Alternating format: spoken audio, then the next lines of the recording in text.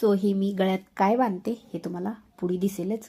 तर सगळ्यात अगोदर आम्ही गेलो शाळेमध्ये. शाळा सुटली, शाळाचा टायमिंग तर लगेच होतो, 12:45 त्याला घ्यायला जावं लागतं.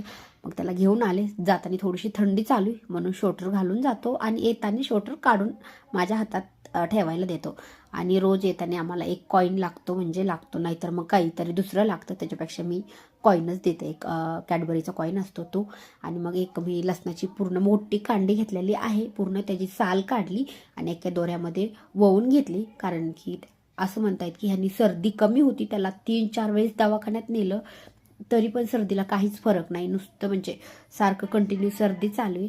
मग त्याला लसणाची कांडे एक गळ्यात बांधली आणि मग संध्याकाळचा बेत तर संध्याकाळी मस्त भाकरी आणि हिरव्या मिरचीचं बेसन केलेलं आहे. एकदम चटचटीत आणि एकदम झणझणीत मस्त झाले. त्या व्हिडिओ आवडल्यास लाईक करा आणि चॅनलवरती नवीन असाल तर चॅनलला पण नक्की सबस्क्राईब करा.